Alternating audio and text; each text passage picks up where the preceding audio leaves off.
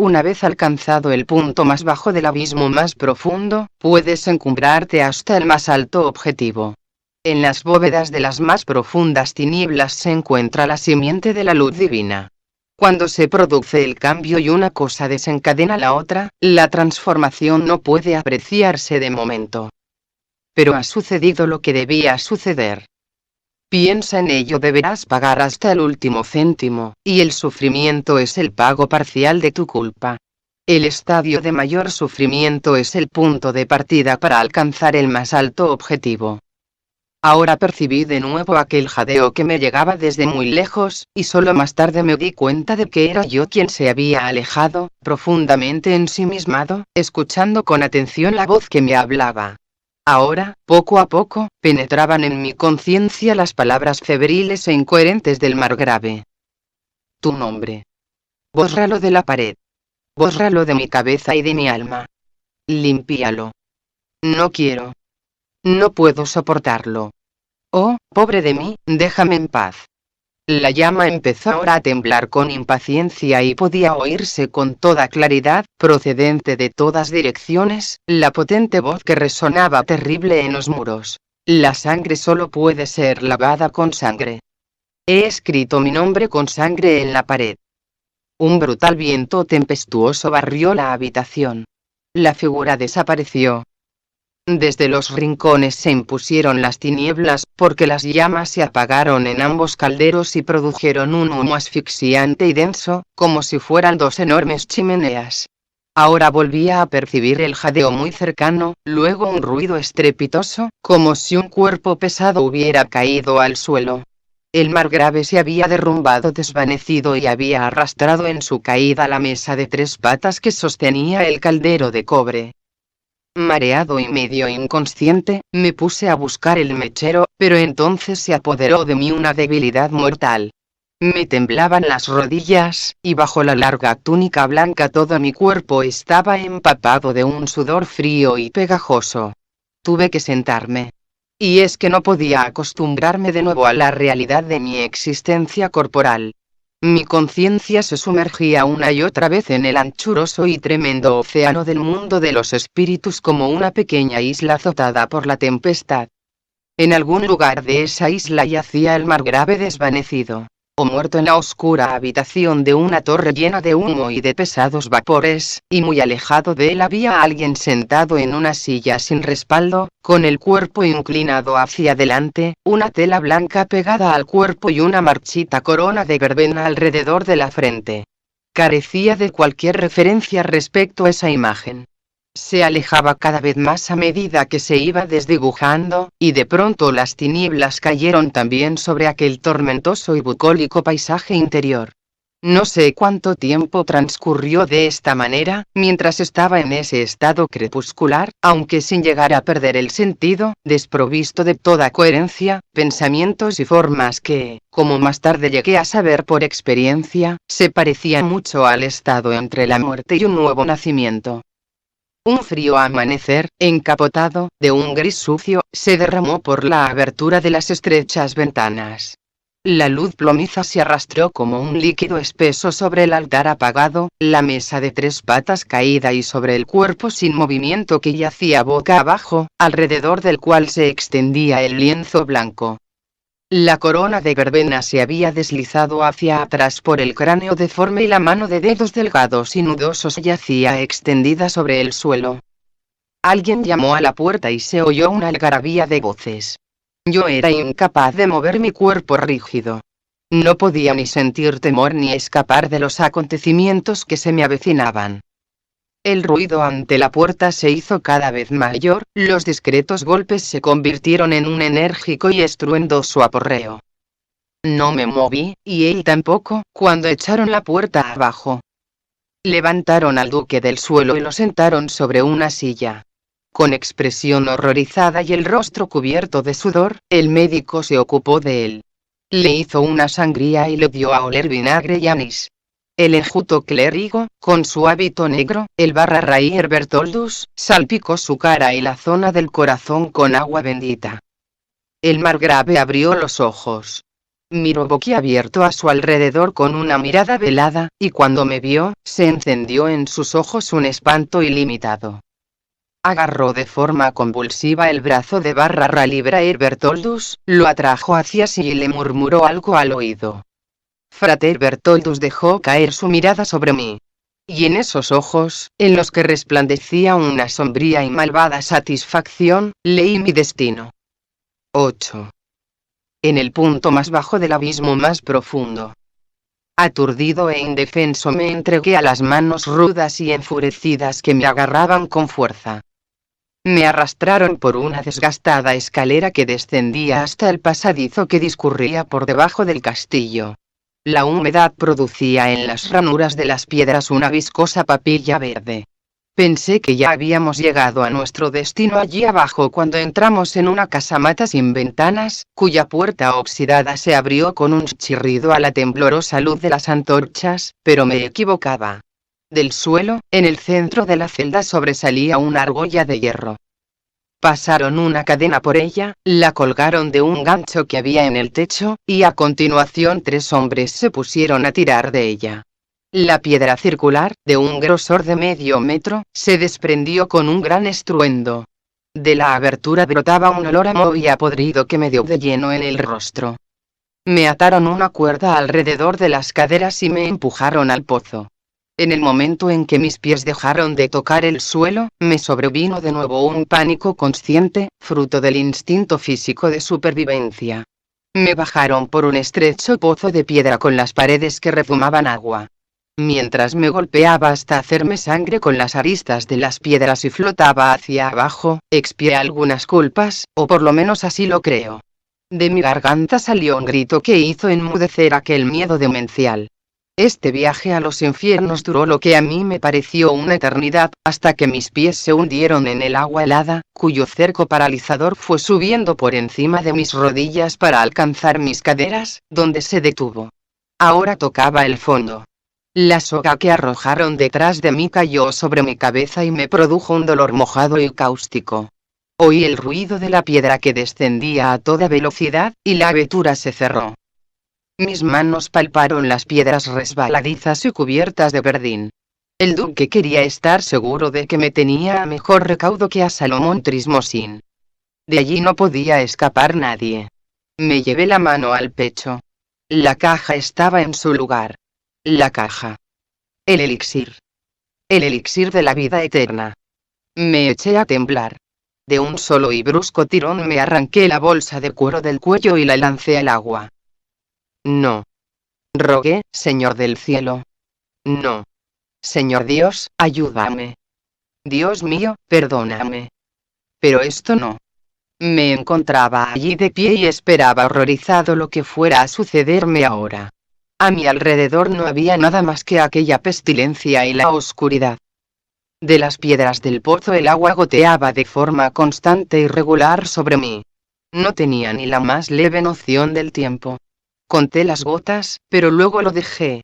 Un cansancio plomizo dominó mis pies y piernas, y mis miembros tiraban de mí hacia las profundidades. Dormir. Acabar. Morir. Dios mío. Morir. Un descanso ciego e inconsciente. Paz. Libertad. Sin miedo. El cerco de agua iba subiendo poco a poco y me cubría cada vez más, rodeó mi pecho, mi cuello y se cerró sobre mi cabeza. El agua estancada se me metió en la boca y en la nariz. En mis oídos, la sangre zumbaba estrepitosa y enfurecida. Esperé. El horror me empujó hacia la superficie. La tensión de mis pulmones me produjo un dolor insoportable. Me atraganté, jadeé, pero seguía vivo. Todos mis intentos de suicidio fracasaron por culpa de la tenacidad de mi cuerpo. Retrocedía ante el suplicio que los causaba. No podía ejecutar a mi cuerpo, que gracias al elixir estaba condenado a vivir. La vida se aferraba a mí como las quijadas contraídas de un animal salvaje.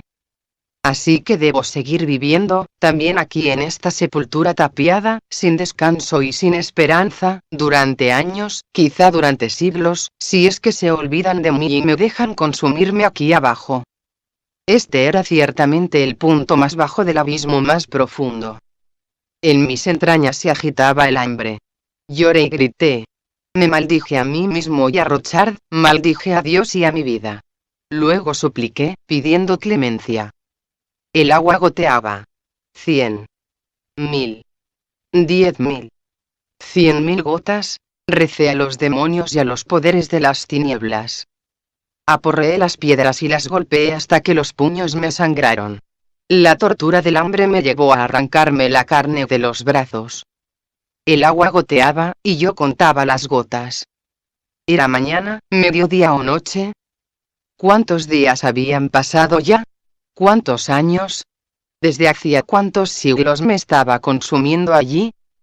100. 1000. 10.000. 100.000 gotas de agua. Al desenfreno lo siguió una indiferencia rendida, que a su vez fue sustituida por un ataque de furia enloquecida. Pero el estado de indiferencia fue imponiéndose, junto a una creciente debilidad. Me sumía en profundos sueños, llenos de imágenes malvadas. Mis piernas ya no podían sostener por más tiempo mi cuerpo. Mis músculos, mi carne, mi piel, todo se desprendía de mí. La llama de la vida, que todavía no se había extinguido, luchaba entre un montón de huesos. En esa absoluta inmovilidad, en ese mudo abandono, por fin la muerte dio alcance a mi cuerpo. 9. El Valle de las Sombras. Durante largo tiempo no fui consciente de que había huido de mi cuerpo. Todavía me sentía preso del convencimiento de que yacía en el fondo de un pozo, cerrado por una losa, entre las sólidas e inquebrantables rejas de un esqueleto. Pero, de pronto, el esqueleto desmembrado quedó suspendido por debajo de mí envuelto en la luz fosforescente de la putrefacción. Me atraía y me repugnaba al mismo tiempo, me horrorizaba y me fascinaba. Me invadió la martirizante sensación de una falta de contornos, insegura e indefinida. No tenía ningún punto de gravedad, ninguna orientación. Entonces, de repente, fui arrebatado con violencia por una corriente astral caliente y veloz. El pozo desapareció. En la profundidad de mi conciencia, en algún lugar en la lejanía, aún flotaba el cadáver fosforescente, que iba empalideciendo cada vez más. Volví a ver a mis demonios, que habían sido arrastrados como yo. Se aferraban a mí, chocaban contra mí, me daban trompicones y empujones en medio de aquella corriente despiadada de energía elemental. Así flotamos como terribles embriones, unidos por largos y misteriosos cordones umbilicales. En este crepúsculo de pesadilla nadé entre sombras que se parecían a mí y que como oscuros soles indefensos, arrastraban tras de sí enjambres enteros de planetas de demonios y se arremolinaban como hojas atrapadas por la furia de un huracán de la tierra. Quería salir de allí. Ansiaba la libertad y la paz. Me resistí e intenté con todas mis fuerzas llegar hasta una superficie límpida, intuida y deseada, hasta una atmósfera más ligera, hasta una paz más alegre y espaciosa, donde poder descansar. Pero era en vano que trataba de luchar contra la corriente del mar. Seguía girando, era arrastrado una y otra vez, luchando y sumergiéndome. Pero de pronto, aquel movimiento adquirió la forma de una espiral, que se fue estrechando cada vez más. Había ido a parar a un remolino de placer, que en la materia astral era excitado por cuerpos humanos copulando. Un prolongado grito de placer atravesó el caos. El centro del torbellino se abrió, y me devoró con un violento tirón. Me había quedado enganchado a un nuevo cebo. Estaba atrapado. Un hilo delgado, largo y resistente me sujetaba, un hilo que de mes en mes se hacía más corto y más firme. Daba vueltas en un recio vientre de mujer, en cuyo útero ávidos seres astrales construían, a partir de sangre sucia, el estiércol de la vida, a partir de millones de misteriosas materias y a partir de su propio cuerpo, la pequeña fortaleza de la vida, el que sería mi nuevo refugio. 10. El profesor de Marburgo. Volví a nacer en Marburgo como sexto hijo de un pobre maestro ojalatero luterano el 2 de diciembre de 1560. Me llamé Heinz Knotek. Mi padre pertenecía a esa clase de repulsivos bebedores, furibundos fanáticos de la religión. De sus labios salían a borbotones las acusaciones y el consuelo de la gracia divina, mientras su familia y sus prójimos podían reventar tranquilamente ante sus narices. Mi madre estaba agotada por un trabajo brutal, por la miseria y los partos. Era una mujer callada, que en su vida no hizo otra cosa que sacrificarse, pero la satisfacción de nuestras necesidades corporales le producían tantas preocupaciones que apenas tenía tiempo para ocuparse de forma consciente de aquellos que salían de su vientre. El sexto hijo, la sexta repetición de un acontecimiento que, como mucho, es agradable la primera vez, y que cuando se repite en 6 ocasiones ya es algo excesivo y agobiante, apenas soportable, en una familia donde el pan escasea y falta la paz. De ese agotado vientre materno nació, pues, un pequeño hombrecito, arrugado y sin edad, con el rostro rojo como un cangrejo, que en sus harapos 5 veces desgastados empezó una nueva vida sin la atención de nadie, pero que era del todo consciente de sus viejas cargas y se acordaba perfectamente de todo aquel espanto que estaba grabado a fuego en su alma. Mientras el bebé y el cuerpo infantil apenas desarrollado llevaba a cabo sus funciones instintivas, no pude identificarme del todo con él. Enznotek había cumplido ya su 5.º año de vida cuando aquel extraño estado extracorporal llegó a su fin. Dada la indiferencia de esa familia, que contaba con numerosos miembros, de entrada a ninguno de ellos le llamaron la atención los 2 ojos abiertos de par en par a todo el horror del más allá, y tampoco notó nadie el retraído y reflexivo silencio de aquel niño descolorido y triste con aquel rostro precoz. Ni siquiera sus enloquecidos y prolongados gritos durante la noche despertaron la más mínima curiosidad. La patada de un hermano o de una hermana hacía callar al maldito que se había perdido en el pasado, en cuya conciencia el tiempo se confundía y cuyos recuerdos lo devolvían al profundo pozo, bajo el castillo de Dreiselberg. En mi 5.º año de vida, cuando por fin me fundí con el cuerpo de Enznotek, me resultó del todo insoportable aquella familia, inseparablemente unida en la inmundicia y en las peleas.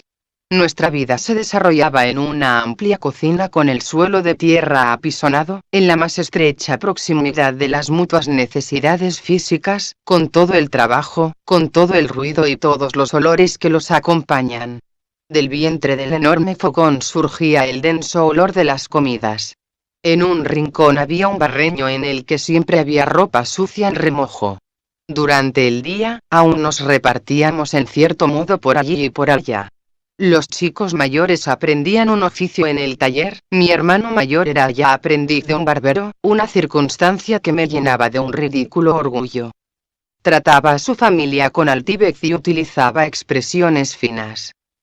El hecho de ver su propia imagen reflejada de la mañana a la noche en un amplio espejo velado le hizo perder el juicio. Curiosamente, la imagen del espejo adquirió vida propia y parecía como si la figura de carne y sangre imitara como una marioneta su propia imagen. Mi hermana mayor servía en casa del farmacéutico, y la hermana menor cuidaba las vacas del rico molinero Lavanak. Por la noche todos nos apretujábamos en el maloliente vaho de la cocina. Incluso las gallinas entraban zancajeando con su necio paso asustado y nos eludían cacareando. Mi padre se sentaba bajo la lámpara, cuyo resplandor le iluminaba aquel rostro alargado y enflaquecido, con su caído bigote amarillo, sus ojos de pescado saltones y enturbiados por la bebida, y su boca delgada, cuyas comisuras se torcían hacia abajo desafiantes, ávida de peleas y discusiones. Era un hombre pálido y enfermizo, tenía el pecho hundido. A menudo estaba enfermo y se quejaba de dolores en el corazón, de dolores en el brazo izquierdo y en los dedos, y en ese estado no podía trabajar. Yo, el último de sus hijos, engendrado en una borrachera, había heredado de él esta clase de condiciones físicas, así como su mala predisposición. A mi madre nunca la vi sentada. Incluso la comida la tomaba de pie, mientras hacía otras cosas. Trabajaba sin parar. Con su figura huesuda y sólida, trajinaba en silencio. No decía nada y no hacía preguntas, y solo de vez en cuando se escapaba de su pecho un suspiro cuando la atormentaban los agudos dolores que sufría en las piernas. También en este aspecto fui yo el único que tuvo conocimiento de ello. Sus otros hijos nunca se preocuparon de saber cómo se encontraba. Siempre que yo le preguntaba si tenía dolores, me miraba asombrada y me sonreía. Esa sonrisa la embellecía y adornaba su rostro con unos rasgos inteligentes, delicados, sumisos. Tengo un reumatismo en la pierna. No te preocupes por eso, Heinz. Deberíais echaros. ¿Echarme? Oh, no tengo tiempo para echarme. Estaría bonito. ¿Qué diría tu padre? En la tumba, hijo mío. Allí voy a poder descansar algún día. Esta fue nuestra única conversación íntima. Pero a partir de entonces, de vez en cuando me regalaba una sonrisa, y esto nos unió con mayor fuerza que cualquier palabra. El secreto de esa sonrisa lo compartía solo conmigo. Para los otros fregaba, lavaba y cocinaba en silencio con el rostro inexpresivo y mordiéndose los labios, y soportaba como petrificada las palizas de su irritable marido siempre borracho.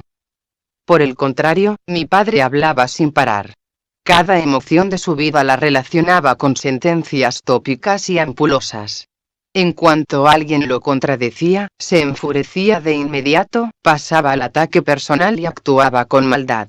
Atacaba a todo bicho viviente. Si algo se apartaba en lo más mínimo de su opinión, de sus costumbres o de su gusto, se lanzaba al ataque e intentaba formar a los otros según su propia imagen desfigurada. Era tan hipersensible que ni siquiera soportaba que lo atacaran mediante un supuesto pensamiento, pero él a su vez pateaba los puntos más débiles de quienes lo rodeaban. Pobre de aquel que molestara su sueño. Pero si él se despertaba, desvelaba a todo el mundo, aunque fuera medianoche.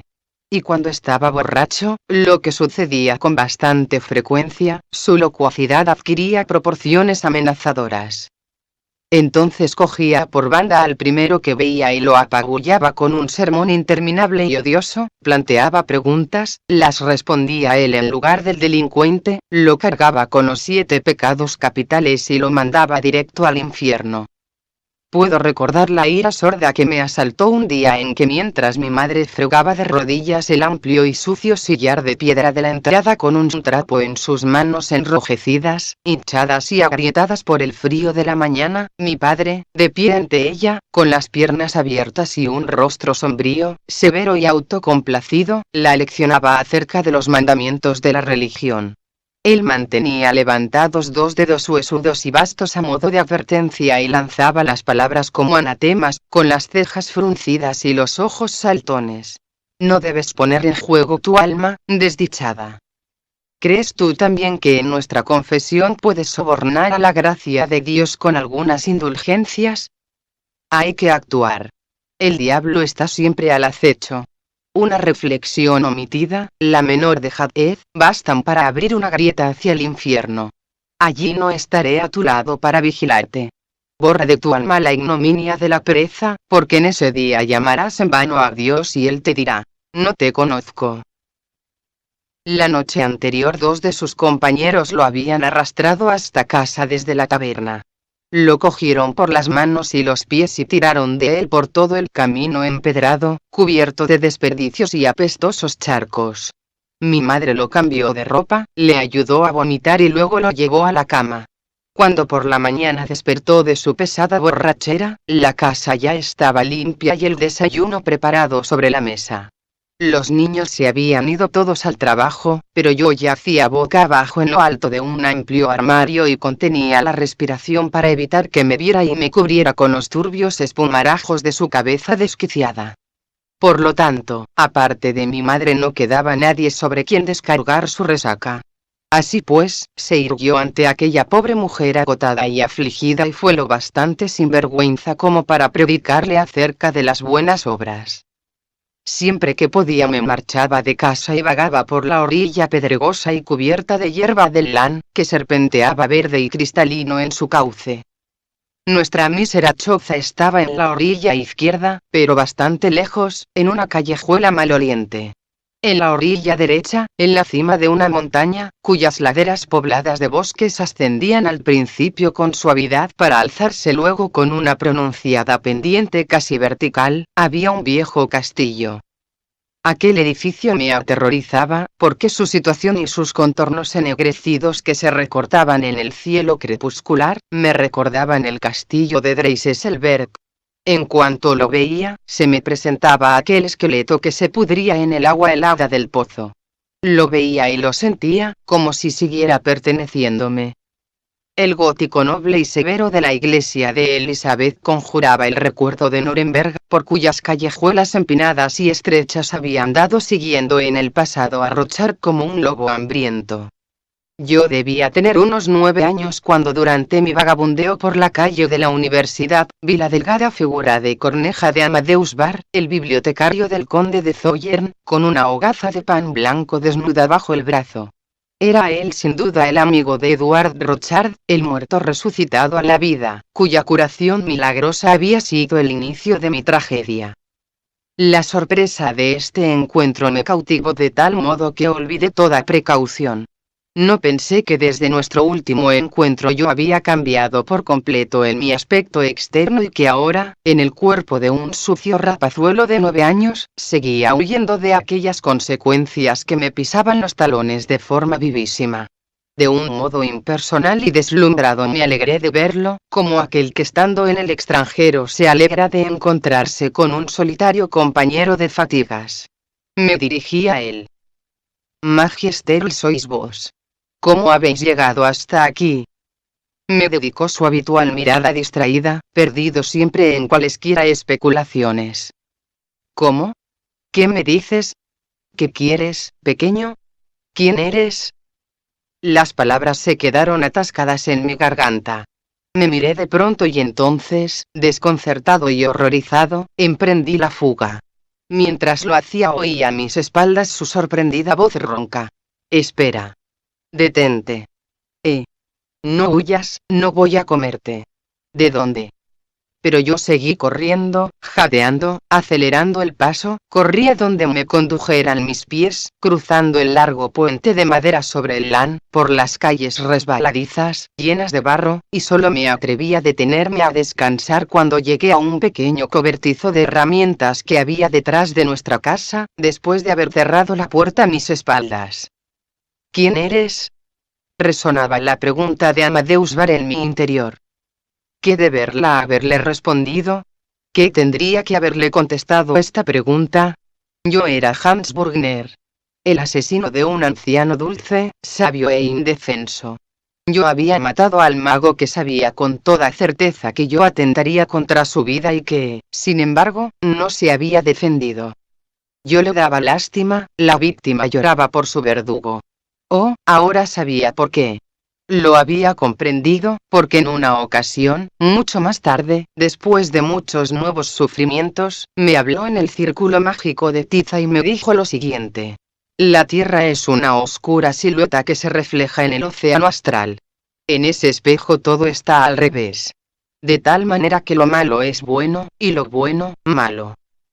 Saber que Amadeus Bar estaba en la ciudad no me dejaba vivir tranquilo.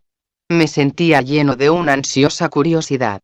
¿Qué efectos habría producido en él el terrible Arcanum? ¿Sería también él un desdichado, un esclavo de rostros terribles como yo? Y de no ser así, ¿qué había pasado? ¿Por qué aquel remedio se había convertido para mi cuerpo en un veneno mientras que para otro quizás había sido un medicamento que le había salvado la vida? Fue entonces cuando empecé a esperar, con timidez y en secreto, sin atreverme a expresar en palabras mi esperanza, que si conseguía adormecer su desconfianza y acercarme a él, quizá me hablaría de Rochard, del destino de Rochard y de los acontecimientos que hubieran sucedido después de mi huida. El miedo a que pudiera sucederme algo en el aspecto corporal, o el temor a ser reconocido, disminuyó. En el cuerpo de Inz noté que estaba por completo a salvo de la justicia terrenal. Todavía no pensaba que las leyes terrenales fueran siempre órganos ejecutores de la justicia espiritual, aunque, en el momento en que se produce parezca caer sobre un inocente. El ser humano siempre es alcanzado por sus propios actos, aun cuando durante su huida del lugar de los hechos intente en vano, una y otra vez, esconderse tras la máscara de un nuevo cuerpo. No me resultó difícil averiguar dónde trabajaba en esta ocasión Amadeus Bar, porque, al fin y al cabo, solo había dos posibilidades: la universidad o el castillo del duque de Essen. Para mi sorpresa, daba clases en la universidad como catedrático de literatura alemana, bajo otro nombre, lo que no me sorprendió. Al límite de una vida natural, había renunciado, como medida preventiva, a su antiguo nombre. Respetado controversista en materia de fe y poseedor de un espíritu agudo e invencible, marchó a Marburgo, una ciudad que todavía se mecía sobre el oleaje de la discusión que tuvo lugar en 1529, entre Zwinglio y Lutero, donde se hizo merecedor de un gran respeto. Esta controversia convirtió la ciudad en el centro mágico de la discusión espiritual, e incluso después de 40 años, seguía proporcionándole una permanente agitación. Así pues, hasta para el más sencillo de los artesanos, la explicación de alguna abstracta tesis religiosa se había convertido en una necesidad que estaba dispuesto a discutir hasta la muerte, si se encontraba con alguien que se atreviera a contradecirle. La esencia de Bar solo podía florecer en una atmósfera como aquella. Nadie podía medirse con la riqueza de su espíritu, su fulminante rapidez y su ardiente interés. El duque consideraba un honor tenerle a su mesa, y con todo el respeto y el reconocimiento que le inspiraba un espíritu elevado, pasaba por alto aquel humor cáustico suyo, que como un castillo de fuegos artificiales inagotable, surgía chispeante de su cerebro y no respetaba ni el rango, ni el prestigio, ni las costumbres, ni los dogmas. Si la Inquisición hubiera podido atrapar a Bar, ya haría tiempo que estaría muerto. Pero así, en cambio, había ido ganando terreno hacia una nueva época que se avecinaba y que, sacudida en su fe ciega, se atrevía a dudar, si no de la omnipotencia de Dios, sí, sin embargo, de la omnipotencia de los hombres. Habían descubierto al amigo de Rochard. El enmohecido ratón de biblioteca se había convertido en un respetable erudito, cuyas inteligentes observaciones se extendían por todo el mundo en alas de la fama. Los conversadores de la mejor sociedad adornaban su palabrería con sus plumas. Se reían de él, se indignaban, y a pesar de todo, el mundo entero lo admiraba.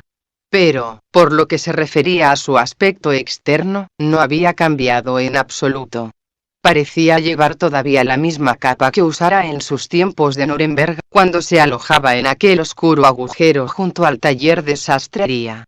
Su pelo grisáceo le seguía cayendo todavía sobre la nuca, y a uno de sus zapatos le seguía faltando la descolorida hebilla de metal.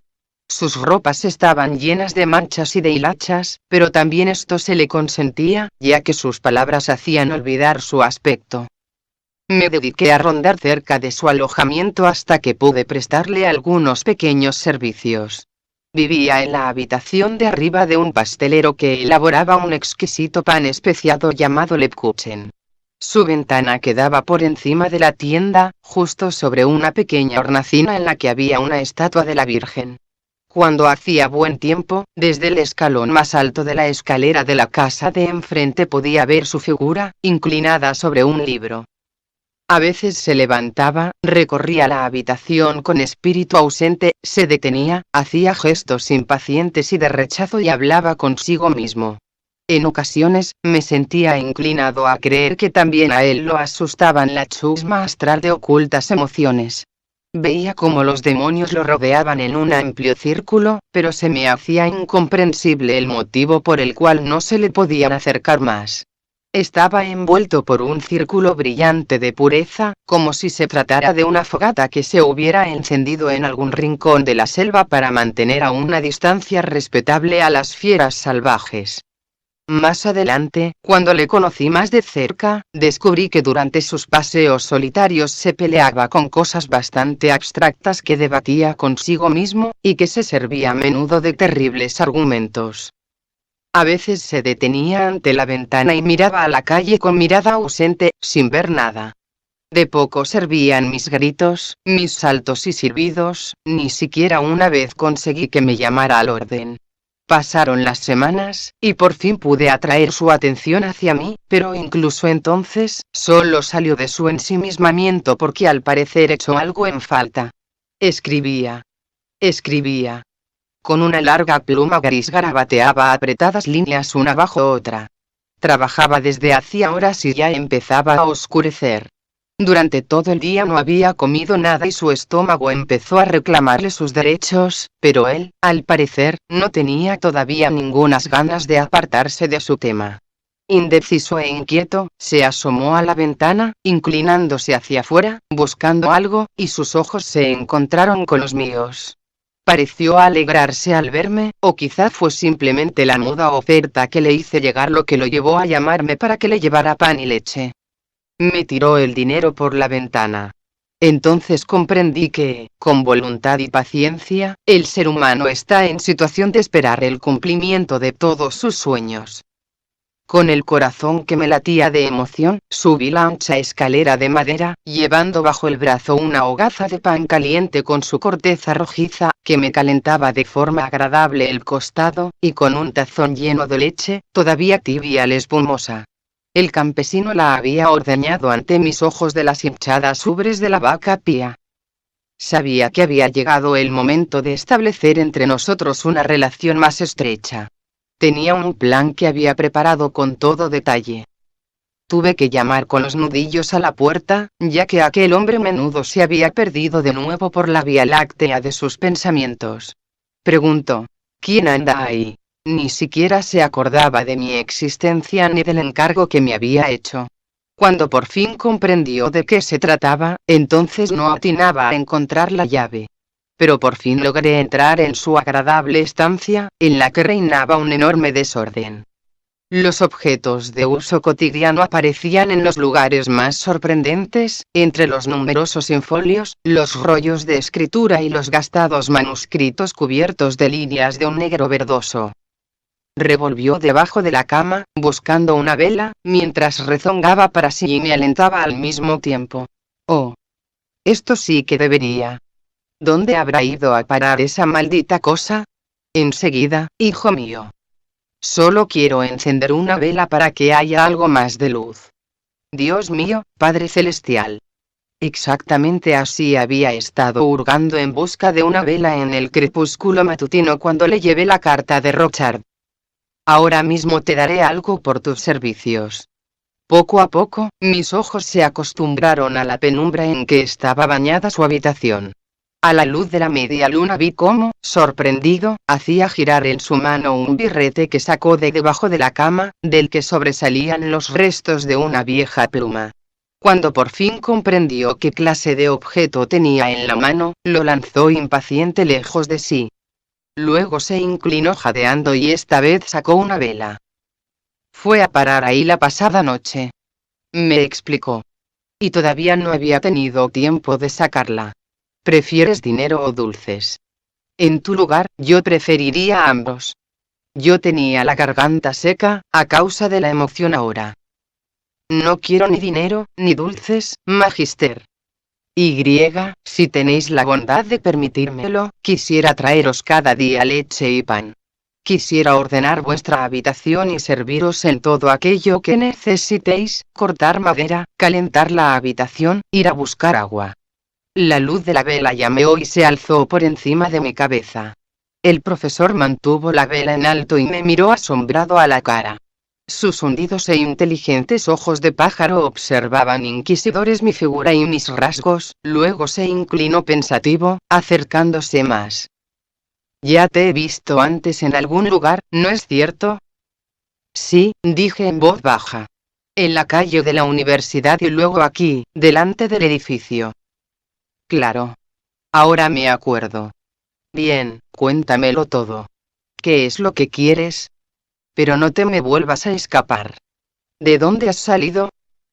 Mi padre es maestro ojalatero. Siempre está borracho y predica sin parar. Su nombre es Stefan Knotek. Yo me llamo Heinz Knotek y acabo de cumplir 9 años. Tengo otros 5 hermanos. Creo que, incluso sin mí, ya son demasiados en casa. Teniendo en cuenta las circunstancias parecerá muy ridículo, pero quiero aprender. Quiero aprender de vos, Magister, por eso estoy siempre cerca de vos, desde que me enteré de que os encontrabais en la ciudad. Había elegido a propósito este lenguaje algo pretencioso, que por fuerza tenía que resultar de una madurez asombrosa en un niño de 9 años.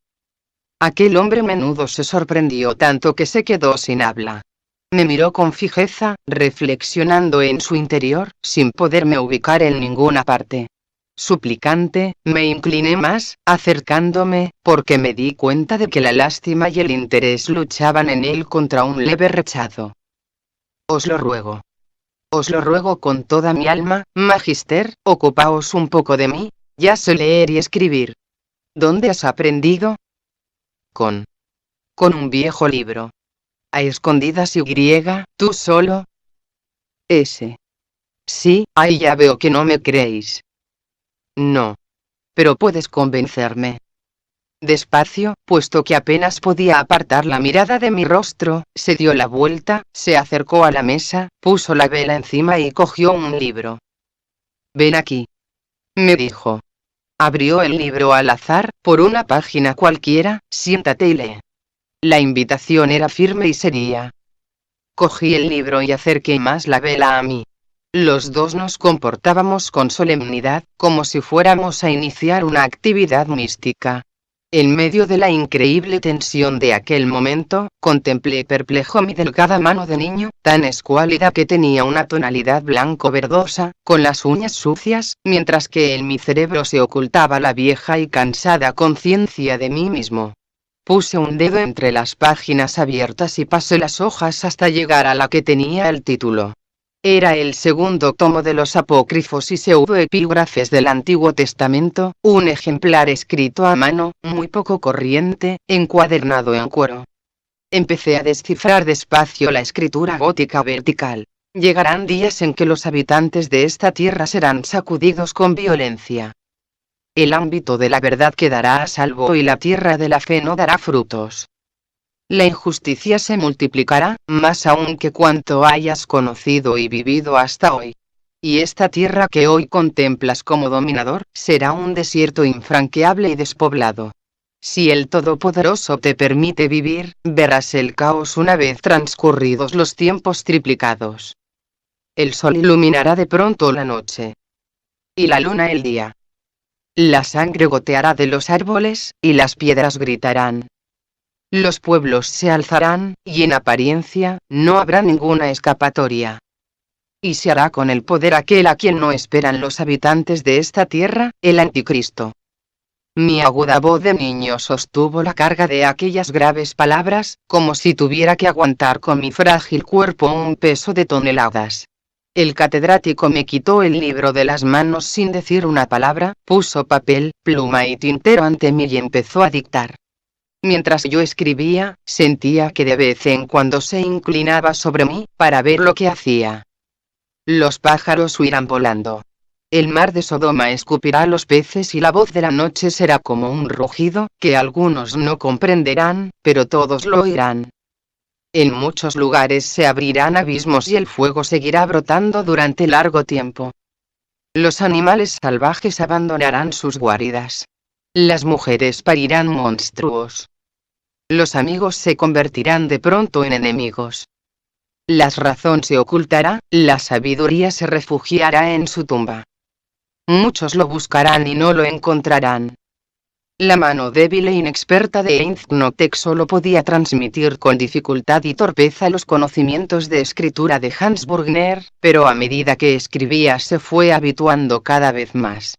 Las letras adoptaban cada vez una mejor forma, la velocidad aumentó. Escribí el texto sin faltas y hasta el final, manteniendo con pulcritud la distancia entre las líneas. Es suficiente, es suficiente. Levanté la mirada hacia él. Su rostro mostraba una expresión conmovida. Que Dios tenga misericordia de ti, hijo mío. Ojalá este don proceda del Señor y no del maligno. Porque el saber oculto es peor que cualquier ignorancia. Proceda de quien proceda, te has cruzado en mi camino. El destino, por motivos inescrutables, te ha encaminado hacia mí y yo te aceptaré. Mañana iré a hablar con tu padre. Así pues, entré al servicio del amigo de Rochard, como su alumno y criado, yo, que era el asesino de Rochard. Suena horrible, ¿no es cierto? Compartía su comida conmigo, yo dormía junto a su habitación, y aunque de vez en cuando mis manifestaciones cargadas de una extraña madurez despertaban su rechazo, en cierto modo yo le daba lástima, y me fue tomando cariño, dándole el superabundante afecto de su solitaria vida, aunque lo sorprendente de esta situación solo residía en que yo sabía quién era yo y me acordaba. Por lo demás, hay millones de personas que se encuentran, sin el conocimiento y sin el recuerdo, y con un nuevo cuerpo. Personas que en sus vidas anteriores han torturado, robado, perseguido hasta la muerte, maldecido y asesinado unas a las otras.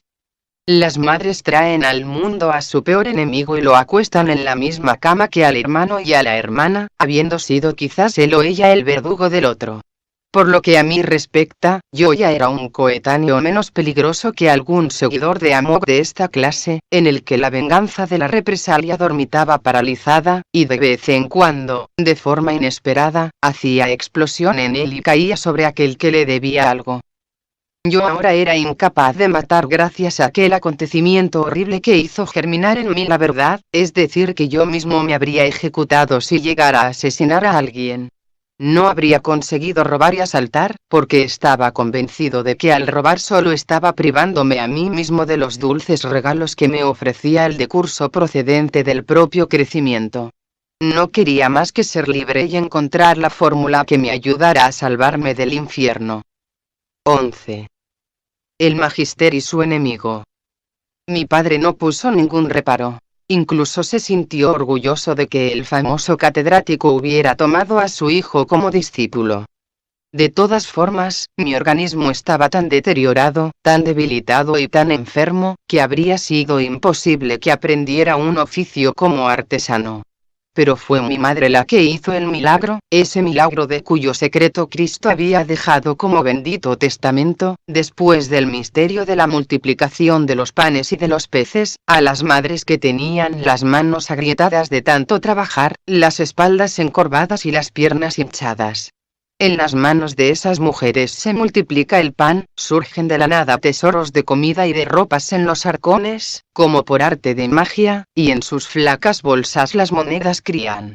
De esta manera, cuando ocupé mi lugar en el cuartito con la ventana inclinada, situada al lado de la habitación del profesor, aparecieron en mi pequeño arcón de madera 2 mudas, y entre los gruesos calcetines tejidos a mano, también algo de dinero. Por los postigos abatibles de la ventana, de madera cepillada, entraba la luz gracias a una abertura en forma de corazón, por la que también soplaba el viento y entraba el frío, así que la tapé con un papel grueso. El cuartito era un agujero oscuro e inhóspito con las vigas ennegrecidas, que se inclinaban sobre mi cama. Gordas arañas se balanceaban en sus hilos y tejían polvorientas telarañas en los rincones, llenas de cadáveres de moscas y mosquitos que se me pegaban a la cara. Sin embargo, aquella estancia significaba un refugio y, al mismo tiempo, un punto de partida para alcanzar mi objetivo. Detrás de la vida chapucera, dispersa y desordenada, vista desde fuera, del catedrático, se ocultaba un imperturbable sistema interno. Sus estudios, anotaciones y reflexiones constituían la única realidad de su vida.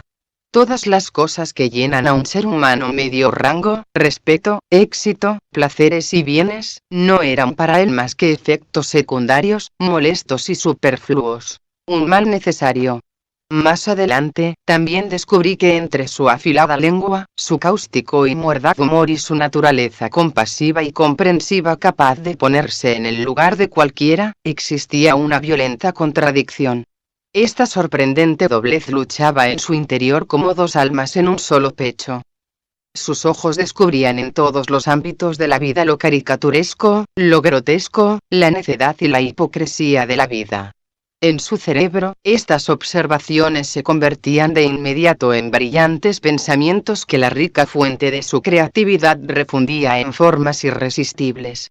Allí donde caía su concentrado bombazo de palabras, se producía una explosión que destruía de inmediato los impulsos violentos. Pero a él, el éxito, las carcajadas, los aplausos y la mezquina malicia de las masas ya no le proporcionaban ninguna alegría. Se empezó a sentir inquieto e insatisfecho. En realidad, comprendía a su contrincante y lo compadecía. La triunfal erupción de la lucha le producía náuseas. Sabía que la necedad es una enfermedad lamentable y que la maldad no es más que el síntoma contagioso de la limitación. Y también sabía que incluso en el interior de las personas en apariencia perdidas, el ser divino esperaba su liberación y que el mundo estaba habitado por un montón de desdichados que andaban dando traspiés en medio de horribles pesadillas. He vuelto a luchar contra las sombras, comentó en una ocasión, cansado, cuando regresó a casa después de una de sus escapadas.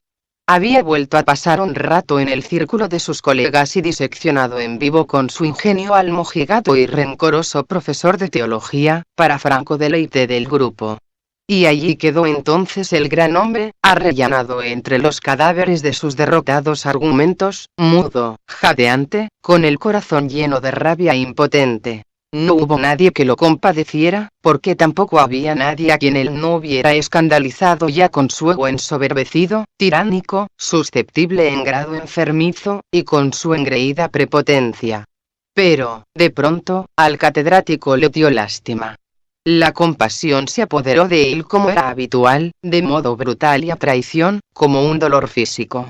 Los ojos inyectados en sangre de su colega, su mirada errática, el traicionero temblor de sus manos y su respiración pesada y jadeante le recordaron a una rata que, acorralada en un rincón, buscaba una escapatoria, y a la que sus compañeros de infancia habían apedreado hasta la muerte delante de sus ojos. Tenía ese mismo aspecto. El mismo. Enz, puedes creerme, me dijo mientras recorría la habitación de un lado a otro. Da igual que solo sea un necio. No importa que sus pensamientos, sus palabras se parezcan a cucarachas perniciosas. No conoce nada mejor. No se puede esperar otra cosa de él. Y yo, que sé que su estado no es más que algo aparente y transitorio, que su limitación es solo un síntoma pasajero, lo he atormentado, escarnecido y acosado hasta la muerte. Me he mofado de un ciego porque tropieza, he infundido un temor demencial en alguien, muerto de miedo, he puesto en la picota a un aborto. ¡Ay, qué vergüenza! Si no supiera qué se oculta detrás de la flagelación, querría adoptar mi cuerpo, pero también de eso el miserable obtendría placer. Señor Jesús, ¿por qué no soy capaz de conseguir no volver a hacer jamás algo así? Conmigo era bondadoso, de un modo cordial y torpe. Siempre que me encargaba un trabajo difícil, como cuando me ordenaba subir algo de madera para la estufa o me hacía copiar un libro poco corriente que hubiera tomado prestado de la biblioteca de la universidad, era evidente que lo atormentaban los remordimientos, e intentaba compensarme de cualquier manera imaginable. ¿Comes suficiente, chico?, me preguntaba a veces preocupado. Si necesitas algo, basta con que me lo digas, ya sabes que tengo muchas cosas en la cabeza. Estás pálido. Tienes los ojos hundidos. Voy a poner una estufa en tu cuarto. Ve y cómprale kuchen recién horneados al dueño, es bueno para tus huesos. Aquí tienes el dinero. ¿No quieres ir a jugar con otros niños? Puedes ir cuando quieras, ¿no, magister? Os agradezco vuestra bondad. Prefiero quedarme con vos. Los otros son tontos, violentos y aburridos. Los libros son mucho más interesantes, y además más tranquilos y amables. Hablas como si tuvieras 100 años en lugar de 10. Quizás soy incluso más viejo, magister. De nuevo detuvo perplejo su mirada sobre mí. Por supuesto que eres más viejo, pero, ¿cómo te has enterado, alma de cántaro?, exclamó. A tu edad yo cazaba mariposas y quería ser armero, porque envidiaba la voz profunda de estos hombres y sus músculos. Es una ley de la naturaleza que el alma, durante el tiempo en que el cuerpo se va formando, sea un espejo ciego, ante el cual pasa con fugacidad el pálido reflejo de sombras pasadas. La ley de la naturaleza. dije yo despacio y levanté la vista hacia él desde mi taburete bajo, donde estaba sentado cerca de la ventana con un pesado tomo manuscrito sobre las rodillas. En eso tenéis razón, Magister. Pero, ¿quién se atrevería a afirmar que entre nosotros no viven seres que se han escapado de ese orden, porque, o bien están muy por encima o bien muy por debajo, bendecidos con la rica luz de la evidencia o golpeados por la carga del conocimiento tenebroso? Me miró serio y pensativo y me di cuenta de cómo volvía a apoderarse de él aquella angustia cargada de rechazo. Enz, no puedo entenderte, solo puedo sentir preocupación por ti. Tú sabes mejor que nadie por qué has acudido a mí, ¿no podrías revelarme algo más? ¿Quién eres? ¿Quién fuiste? ¿Qué sabes de tu verdadero yo? ¿De qué puedes acordarte? Mi respuesta resultó distinta de lo que yo pretendía. Ya había dicho más de lo que nos convenía a ambos, pero yo estaba poseído por una oleada ardiente y dolorosa de deseo de liberación, aunque sabía que no podía confesarle nada. Desde mi destierro, él era el primer ser humano que se ocupaba de mí, que me apoyaba de forma desinteresada y que quería ayudarme. Sé algunas cosas de las que no quiero acordarme, y conservo imágenes en mí cuyo secreto no puedo compartir con nadie. Si quisiera hablar de ello, solo podría hacerlo con vos, Magister, pero no puedo, ni debo, aunque una simple revelación podría aliviar mi estado. El catedrático se inclinó hacia adelante, sus ojos y su voz irradiaban el calor de la compasión que todo lo comprende. Desahógate. Sea lo que hayas hecho, no voy a juzgarte. No hay ningún abismo del que no pueda salirse por uno u otro camino. De mi infierno no hay escapatoria, Meservar. Sus ojos se achicaron y me sentí invadido por el miedo. ¿Has nacido aquí, en Marburgo? Sí, contesté en voz baja. ¿Has estado fuera de la ciudad? Quiero decir, muy lejos. Digamos, en Nuremberg. Yo guardé silencio, sin saber qué hacer. Contéstame, hijo mío. No. No he estado en Nuremberg, pero... Vos sois un hombre famoso, Magister. Cuando llegasteis a la ciudad estabais en boca de todos. Balbuceé confuso, sin reflexionar. ¿Y entonces oíste decir que en Nuremberg me llamaban Amadeus Bar? Exacto. Se me escapó, y de pronto, el miedo invadió todos mis miembros. Sabía lo que ahora pasaría antes de que él lo dijera. Amadeus Bar se arrojó al agua, puesto que la Santa Inquisición había proclamado una orden de captura contra él. Este hecho fue confirmado por sus ropas y sus papeles, que dejó abandonados en la orilla del río. Su cadáver fue hallado cerca de un pueblo. Algunos, entre ellos también el médico del conde de Zollern, dijeron que podían reconocer en él al antiguo bibliotecario. La mujer de un maestro sastre juró solemnemente que el cadáver era idéntico al viejo hereje. Así que hace más de 10 años fue declarado muerto. Pero vos sois Amadeus Bar. Sin duda, dijo y se recostó en su asiento. Pero eso no debería saberlo nadie aparte de mí y de un viejo amigo de quien heredé mi nuevo nombre y mis papeles, y que ya murió. Pero tú me has llamado por el nombre del antiguo bibliotecario de Nuremberg. Veamos. Algún conocido de Nuremberg que de alguna forma ha venido a parar hasta aquí, ha hablado de mí en tu presencia. ¿Fue así como sucedió? Sí, así fue. Me aferré a aquella posible explicación. El posadero del albergue Sebaldus es un conocido de mi padre. Estuvo en Marburgo de paso debido a un asunto de una herencia. Vio al magister en la calle Y. ¿Te refieres a Wilhelm Brumann? Sí, ya hace 12 años que está muerto. A través de sus ojos palparon mi rostro dos prolongaciones vivas de su pensamiento, cuyo contacto físico pude percibir con toda claridad. Penetraron en mi cerebro hasta el fondo, hasta el nido de mi horrible secreto.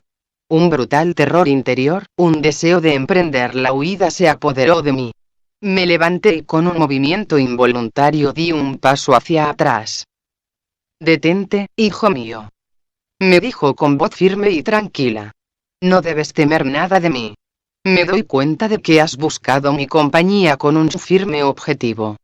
Sé que no puedo medirte por el mismo rasero que al resto de las criaturas. Tú quieres algo de mí que, con toda probabilidad, solo yo puedo darte. ¿Por qué no eres franco conmigo? Tengo que saber cuáles son tus problemas para poder ayudarte. ¿Cómo sabes quién soy yo? ¿Cuándo estuviste en Nuremberg? ¿Dónde nos encontramos allí? ¿Quién eras tú en aquel entonces y cuál era tu nombre?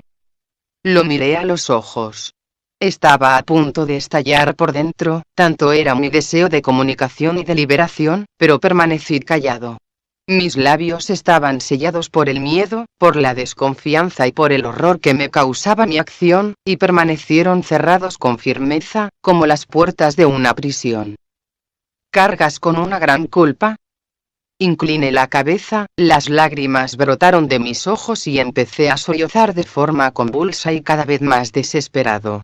El cuerpo débil e infantil de Einznotek fue sacudido como un delicado recipiente de porcelana en el que el agua empieza a hervir cuando las llamas son muy altas. Y este cuerpo ya no tenía a su disposición la tenaz fuerza del elixir. En su delicado sistema nervioso, tan sobrecargado ya, aquella conmoción horrible había desencadenado un cortocircuito provocado por el terror ante el hecho de ser descubierto, y por la insoportable tensión del deseo de una confesión cargada de arrepentimiento. Amadeus Bar, completamente trastornado y lleno de una compasión impotente, daba vueltas a grandes zancadas a mi alrededor. Con su mano fría y delgada me daba golpecitos en el hombro e intentaba consolarme. Bueno, jovencito. Por el amor de Dios, deja de llorar. Si quieres, no te preguntaré nada más. No llores. Al final te pondrás enfermo. Yo quería, pero no conseguí poner fin a aquellos sollozos que me sacudían. Aquellos estertores me causaron un dolor punzante en el pecho, como si todo el arrepentimiento y todo aquel dolor desesperado que había en la pecaminosa y trágica vida de Hans Burgner se hubiera roto en lágrimas en el frágil cuerpo de Einznotek. Desfallecido, sacudido por una fiebre nerviosa, permití que el magister me desnudara, me llevara a la cama y me colocara compresas frías sobre el corazón. En el amodorramiento de la fiebre, que me robaba los sentidos, se confundían los acontecimientos en mi conciencia. La pesadilla del tiempo me atrajo al pasado. Estaba en el granero en ruinas con su deteriorado tejado, a solas con Rochard. Me arrodillé ante él, y con la voz débil y temblorosa de Einznotek le supliqué, le rogué, exigí de él el elixir. Luego, como si los demonios me hubieran impuesto el suplicio del cilindro de un organillo infernal, reviví el crimen, bañado en sudor, llorando y resistiéndome. El crimen se repetía una y otra vez, tal y como había sucedido entonces. En un momento dado, cuando a causa de mis propios gritos fui capaz de regresar al presente, vi muy cerca de mí el rostro pálido y trastornado de Amadeus Bar. Sujetaba mis brazos con todas sus fuerzas, porque yo quería saltar de la cama. Pero las ardientes oleadas de fiebre me arrojaron de nuevo al asfixiante aire del húmedo granero, me precipitaron al rincón donde yacía como un montón oscuro el cuerpo de Rochard. Desde el dulce y anciano rostro, me miraban sus ojos muy abiertos, de un gris verdoso, y apunté con el ladrillo justo entre esos dos puntos de luz. Una y otra vez golpeé sin misericordia y de forma mecánica con la fijeza de los acontecimientos que ya no pueden volverse atrás, y una papilla caliente y sanguinolenta me salpicó la cara. Entonces, de pronto, todo empezó de nuevo desde el principio. Mi espíritu se resistía desesperado, horrorizado y como loco contra aquella acción. De la pobre garganta infantil de Einznotek brotaban gritos enloquecidos en la cama de la guardilla de Marburgo. A través de la roja nebulosa incandescente de la fiebre, de los profundos abismos del pasado percibí la voz en la que gritaba en falsete. No. No quiero. Piedad. Auxilio. Auxilio. Que se acabe de una vez. Mi mano. Debéis sujetar mi mano. No debe matar. A mí tenéis que golpearme y pegarme. A mí. Matadme a golpes como a un perro rabioso. ¿Es que no lo comprendéis? Que cierre los ojos. Rochard debe cerrar los ojos. Que no siga mirándome fijamente. No debe mirarme así. Flamel. Flamel no puede ni debe morir, y yo debo matar una y otra vez. Dios mío, ayudadme. Dios mío, no volváis a permitirlo. Dios mío, no quiero volver a matar. Dios mío, ya no necesito el elixir. No de esta manera. Hágase tu voluntad. Hágase. Auxilio. Auxilio. Otra vez. Cuando el ataque remitió, la fuerza vital de Einz noté que empezó a extinguirse. La fiebre de aquella agitación horrorosa lo había consumido. La luz muertecina, que apenas se agitaba temblorosa en su cuerpo débil, deshecho en sudor, se apagó de forma definitiva a causa de la debilidad de su corazón, del corazón que había heredado de Stefan Knotek. Pero durante las horas que precedieron a la muerte volvió la conciencia y se consolidó. Desesperado, se aferraba al frágil hilo a través del cual la vida todavía permitía latir el martilleante pulso, que se detenía de vez en cuando, para poder escuchar las últimas palabras del magister. El sabio anciano, que estaba sentado junto a la cama, oyó y comprendió el secreto que yo, Hans Burgner, el asesino de Eduard Anselmus Rochard, dejé salir a gritos de mi interior a través de la boca de Einz Knotek. 12. La inoculación cósmica. Cuando el ataque de fiebre remitió y yacía allí tendido, con los ojos hundidos, abiertos de par en par y rodeados por oscuros cercos, me di cuenta de inmediato de que el magister lo sabía todo. Lo percibí en su conmoción. Perdonadme, murmuré en voz baja, respirando con levedad. Él me indicó que guardara silencio. No digas nada. Pobre hijo mío. Puedo comprenderte. Y no tengo nada que perdonarte. Lo que vive no puede ser destruido. Rochard vive, pero ya no se refleja más en el espejo de la materia.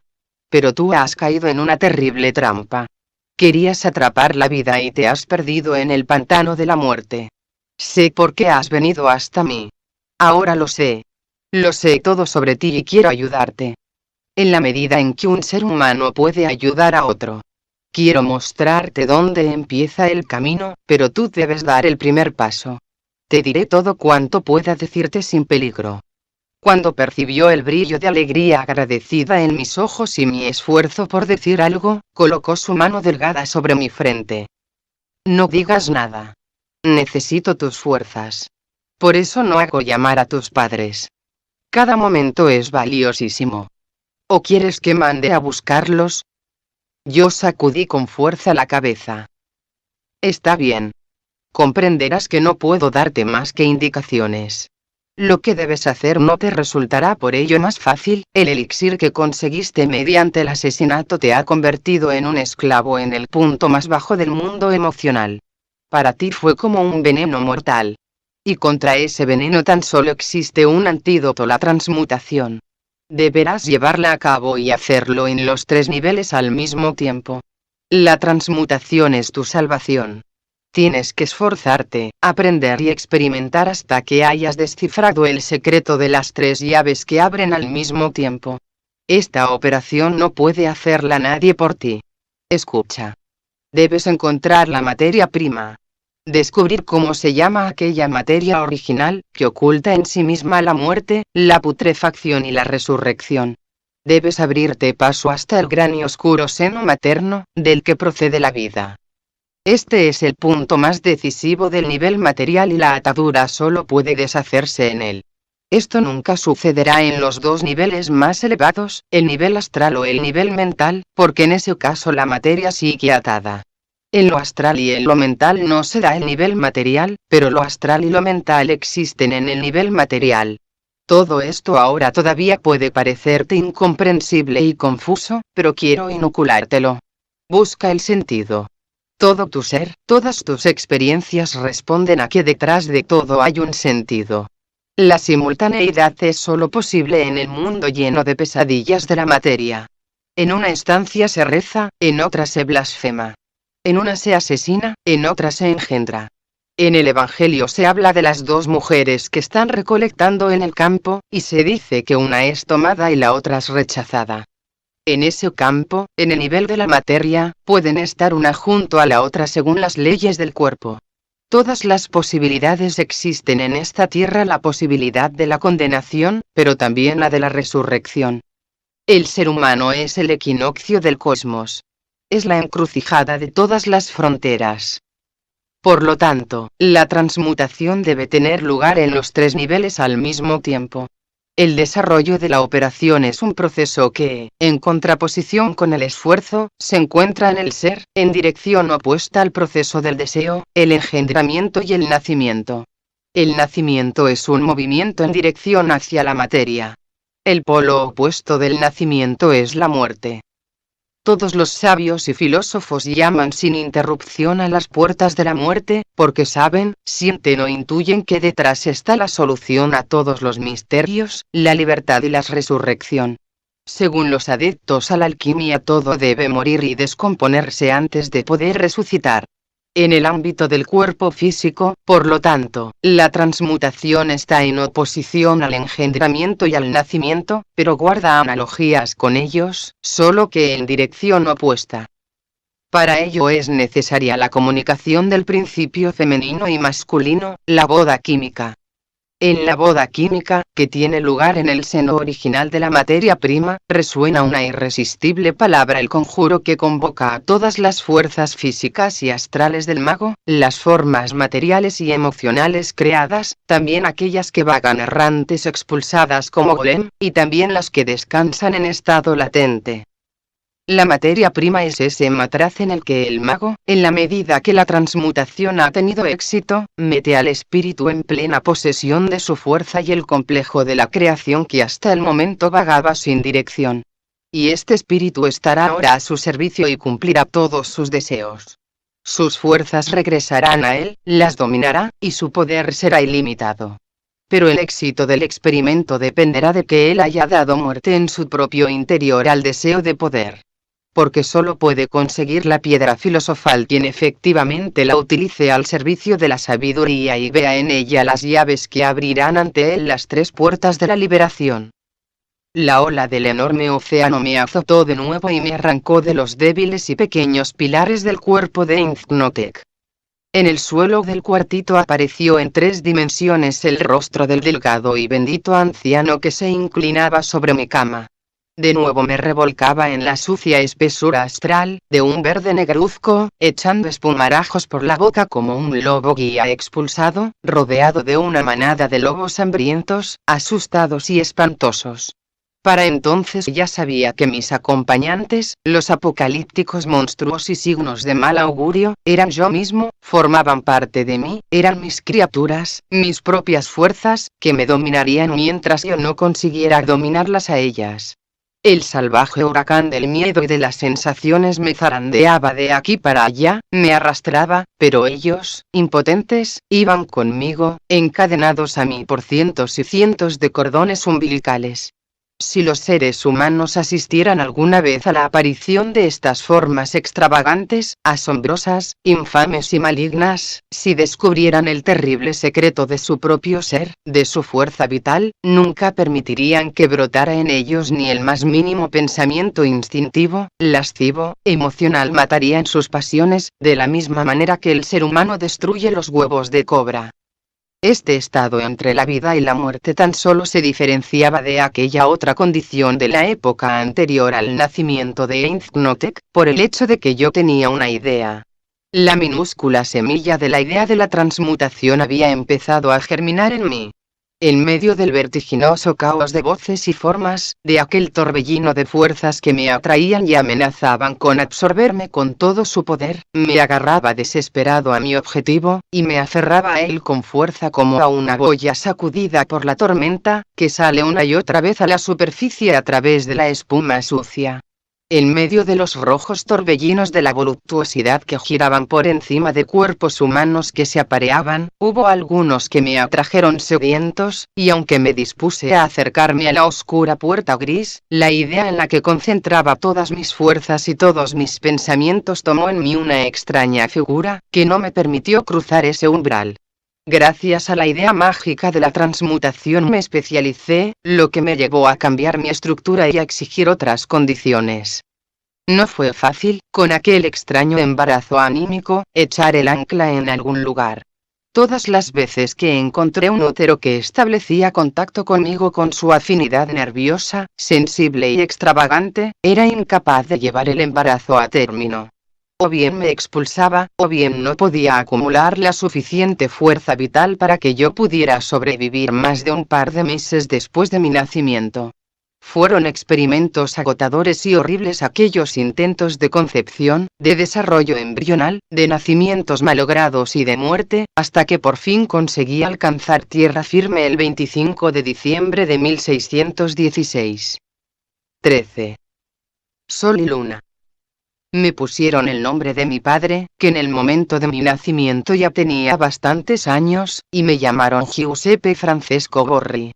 Borri aparece en la historia de la alquimia bajo el famoso nombre de Burroughs. Aquella parte de mi vida que se había desarrollado en el mundo exterior no había sido más que el símbolo de un enigma cuya solución se encontraba en muy diferente lugar.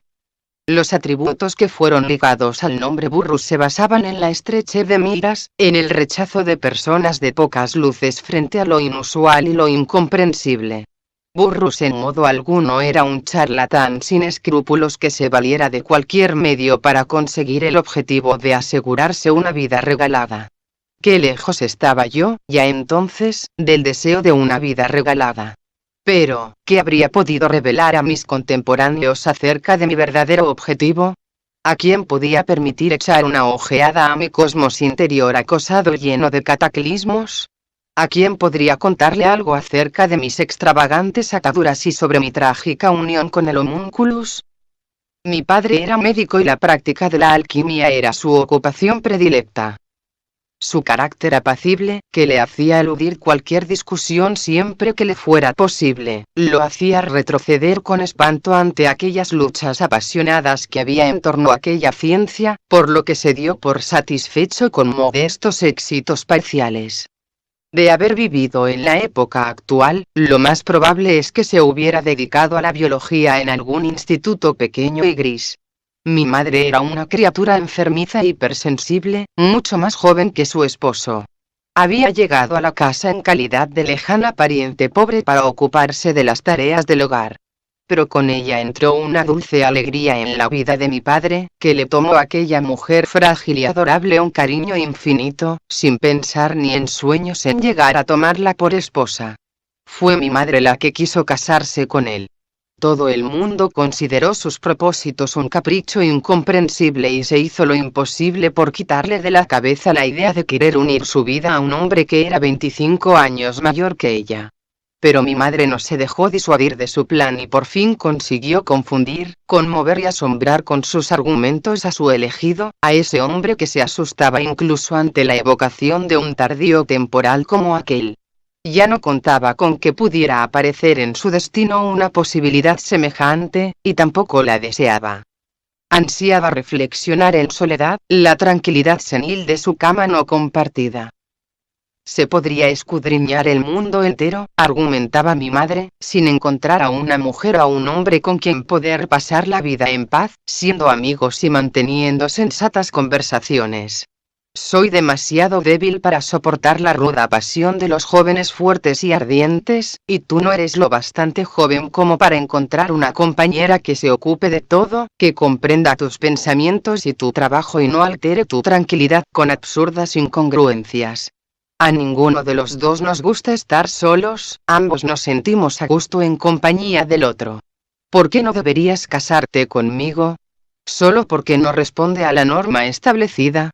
Y gracias a Dios, ni tú ni yo encajamos dentro de ninguna norma. Todo depende de si decidimos atrevernos a emprender el único camino correcto, a pesar de la opinión de la gente. De si nos atrevemos a ser felices a nuestra manera. No fue tanto la magia de aquel cuerpo joven, sino más bien la personalidad de mi madre, encantadora, generosa y original, la que venció las dudas de mi padre. Incluso en mi presencia se reían a menudo de las circunstancias de su boda, de la energía de aquella muchacha joven, por lo demás más bien pasiva y obediente, que al final consiguió imponer su voluntad. El matrimonio dio la razón a mi madre. Amables y desapasionados, mantenían un trato mutuo lleno de ternura. No necesitaban más que lo que recibían del otro. El misticismo, las alucinaciones de mi madre, las extrañas historias contadas en voz baja, llenaban a mi padre de admiración. Él respetaba a aquella persona que estaba llena de cosas santas. La dejó participar en sus trabajos, le pedía consejo, confiaba a ciegas en sus palabras e intuiciones, se adaptaba a sus veleidades nerviosas y sufría con ella cuando se veía atormentada por migrañas, ataques de vértigo o su período femenino. Y mi madre estaba satisfecha y agradecida por su fe incondicional, por el entusiasmo con el que rodeaba a su esposo, y por el papel de guía espiritual que le había sido asignado. Sus caracteres, defectos y virtudes, encajaban entre sí como los bordes de un cántaro roto. Cada uno por su cuenta era extraño, incomprensible y sin forma, pero juntos formaban una unidad, completa y cerrada en sí misma. Este fue para mí un terreno bien abonado.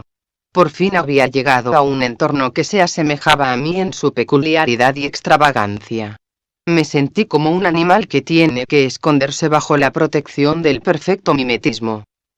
No necesitaba ocultar mi eterna angustia, la permanente presencia de otro mundo, ya que mi padre creía con convicción en su existencia, mientras que mi madre por otro lado la percibía, a veces incluso la veía.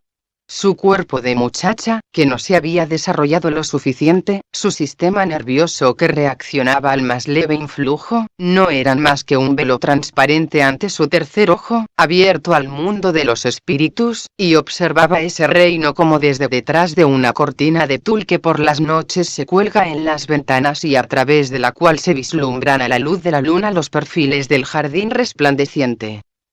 Siempre que los recuerdo, no puedo dominar la emoción. Cuánto me amaron. Su amor era ilimitado e incansable.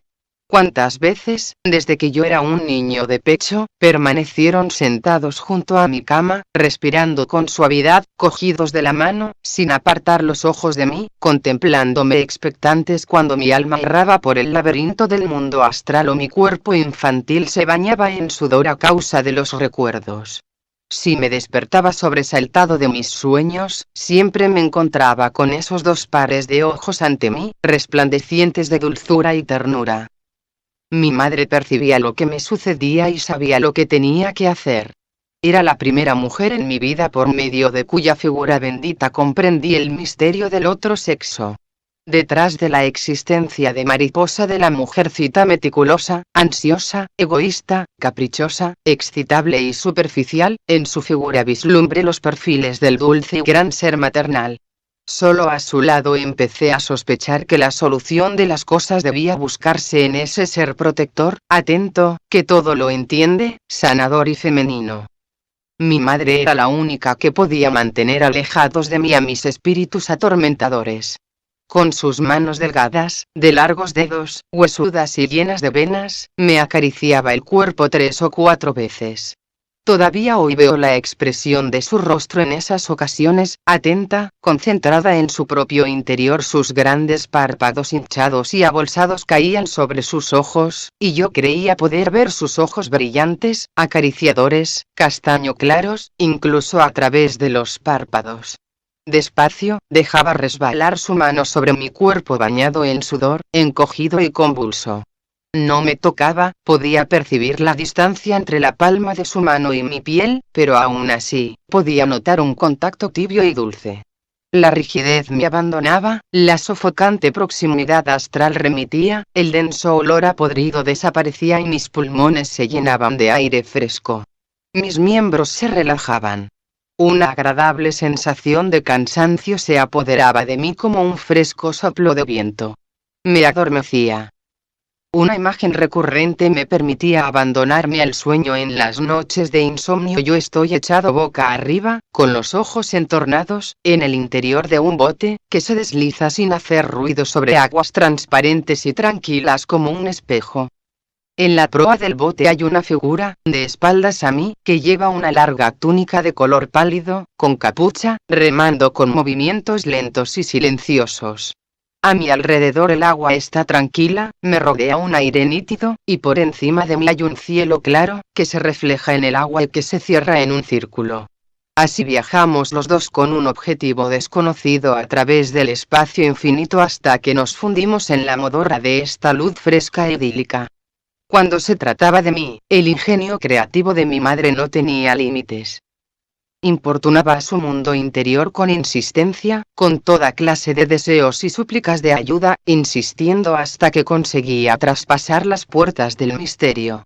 Sola por completo, avanzándose a su tiempo, sin haber oído hablar jamás en su vida de ello, se adentraba en su profundo misterio, descubriendo antiquísimos métodos que se hallaban bajo el sello de revelaciones ocultas.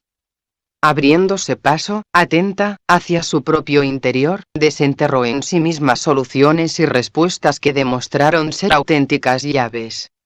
Cuando se dio cuenta de la forma tan despiadada en que yo era perseguido, cuando fue consciente de mi continuo terror, que solo se calmaba durante un breve espacio de tiempo bajo sus caricias mágicas, consiguió hacerse con el secreto de la capa protectora, gracias al delicado instrumento de su propia alma, en algún lugar procedente de la casa.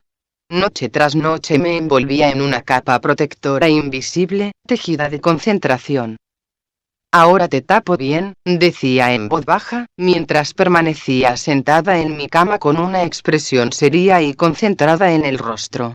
Yo sentía el tacto fresco de una tela suave e invisible que rodeaba mi cuerpo 12 veces a lo ancho y 12 veces a lo largo. Era un contacto dulce y leve que me hacía un bien infinito. Sabía que estaba envuelto en una envoltura demonia impenetrable, que me protegía como una coraza contra la intrusión de las furiosas garras astrales.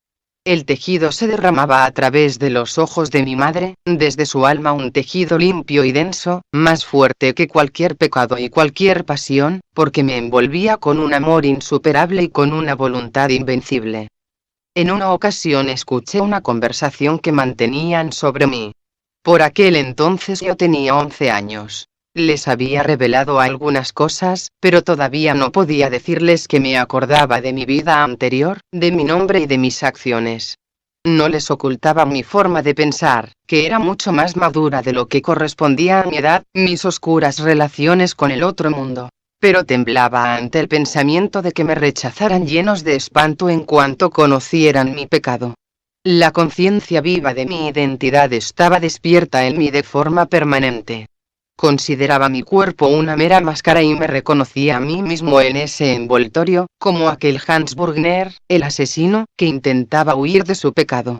El ser humano, que se siente atormentado por la curiosidad, que se mueve dentro de las limitaciones del tiempo y del espacio, nunca puede comprender en toda su magnitud esa gracia que, como un regalo divino, cae en su regazo gracias a la carencia de cualquier recuerdo, gracias a la tabula rasa que se produce en cada reencarnación de un mismo ser, ya que si se diera todo al mismo tiempo, sería para él sencillamente insoportable.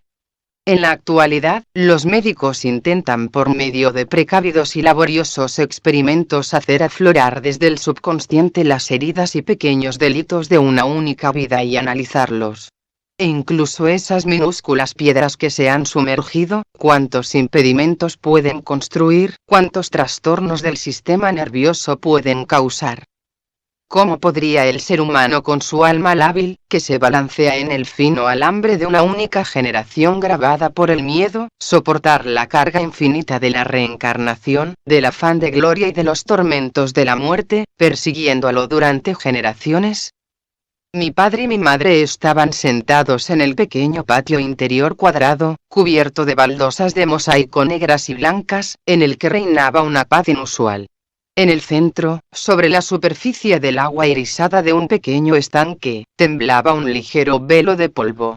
En el borde del estanque ronroneaba nuestro gato de pelaje rojizo, agazapado bajo el alto ciprés, que exhalando un velado perfume, con sus ramas planas y levantadas, de un verde grisáceo, crecía hacia lo alto en un lugar del jardín donde la tierra quedaba al descubierto.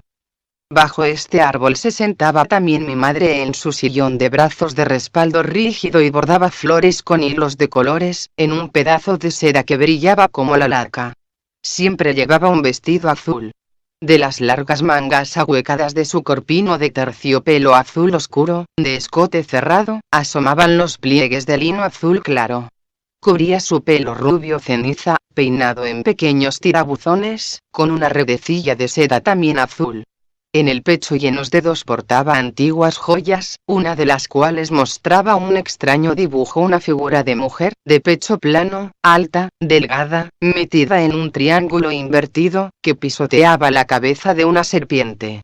Su tía, una anciana monja, le había dejado esta joya en herencia. Había muerto cuando mi madre todavía era una niña pequeña. Esta virgen gótica de plata, vestida de esmalte azul, y la serpiente despertaban mi interés, pero mi madre no quería revelarme el significado de ese símbolo, y cada vez que le preguntaba, se inquietaba y entristecía. Solo más tarde comprendí el porqué. Mi padre descansaba su dolorido pie sobre un taburete, debía de padecer reuma, y sostenía los hilos a distancia cuando elegía los colores para un bordado. Era un hombre alto y fuerte, con unos alegres e infantiles ojos azules. Irradiaba la afabilidad propia de las personas corpulentas, bondad y una torpe disposición a mimar a los demás. Ese día yo tenía un poco de fiebre y después de comer me acosté. Mi madre, con su maravillosa intuición, me había preparado una bebida refrescante y amarga contra la calentura, zumo de limón mezclado con miel y agua. Cuando me desperté solo en mi habitación, me levanté y, tras ponerme las zapatillas de suela de tela, me dirigí hacia el patio donde a esas horas siempre solía encontrarme con mis padres. Estaba a punto de correr la cortina cuando percibí la voz inquieta de mi padre. ¿Francesco? Sí, respondió mi madre. Francesco sufre bajo un gran pecado. Si supiera de dónde sacas esas cosas, Marieta. Lo percibo. Esta vez te equivocas, muchacha. Francesco no podría hacer daño ni una mosca. Acuérdate sino de cómo suplicó a la vieja Elena que no cortara el cuello a los pollos. También esto es una prueba de lo que te digo. Por lo general, los niños son crueles y sanguinarios, porque al nacer han bebido del agua del olvido. No saben lo que se oculta detrás de la sangre y el grito de muerte. Francesco, sin embargo, sí lo sabe. Francesco se acuerda, pero no se atreve a hablar de ello. Si pudieras percibir una sola vez su entorno invisible y conectar con sus miedos, que van más allá de todos los miedos infantiles, comprenderías lo que quiero decir. Pero, ¿qué es lo que teme? ¿De qué puede acordarse? Algún día nos lo contará, tan pronto como descubra que nada de este mundo podrá apartarnos de él. Si crees que hay algo que no se atreve a confesar, ¿por qué no lo animas a hacerlo? Porque tendría tan poco sentido como ponerme delante de un árbol en primavera y animar a sus verdes brotes a convertirse en pocas horas en frutos maduros y rojos. En Francesco la confianza todavía debe madurar, porque está infinitamente solo, retraído y horrorizado, como lo están todos los perseguidos. Marieta, Marieta. Me llenas de confusión y de inquietud, exclamó mi padre. No creas que no lo lamento, Giuseppe, pero, ¿qué quieres que haga? Ya no puedo seguir llevando sola la carga de mi preocupación y de mis penas. Marieta mía, tú ves fantasmas. ¿Quién iba a querer perseguir a nuestro pobre y temeroso Francesco? Si apenas da un paso fuera del jardín. Crece aquí, ante nuestros ojos. El pecado de Francesco es un viejo pecado y no lo ha cometido con este cuerpo. Oh. ¿En eso es entonces en lo que estás pensando? Sí, Dios mío. En ese caso, detrás del rostro angelical de cualquier niño habría que buscar a un asesino. Mi madre se inclinó hacia adelante, lo vi con toda claridad a través de la ranura que se abría entre las cortinas de la habitación, que poco a poco se iba consumiendo en la oscuridad. Puso su mano sobre la mano de mi padre. Graves preocupaciones llenaron de profundas arrugas su alta y pura frente. Escúchame e intenta de una vez comprenderme del todo. El sufrimiento de Francesco es más grande que el sufrimiento de cualquier otra criatura, porque ha traído consigo el recuerdo de su acción también a su nuevo cuerpo. Es como si a una persona le cortaran los dos párpados, de manera que tuviera que estar viendo y mirando con los ojos abiertos y fijos en la eternidad. De esta manera se le niega a Francesco esa bendita ceguera que es inherente al sueño de la muerte, al nacimiento, a la ignorancia de los años infantiles y a los años que van pasando de forma superficial en la edad adulta. Si supieras lo agotado, lo atormentado que está. Y cómo el miedo destruye por medio de la tensión sus últimas fuerzas. Y yo no puedo ayudarlo.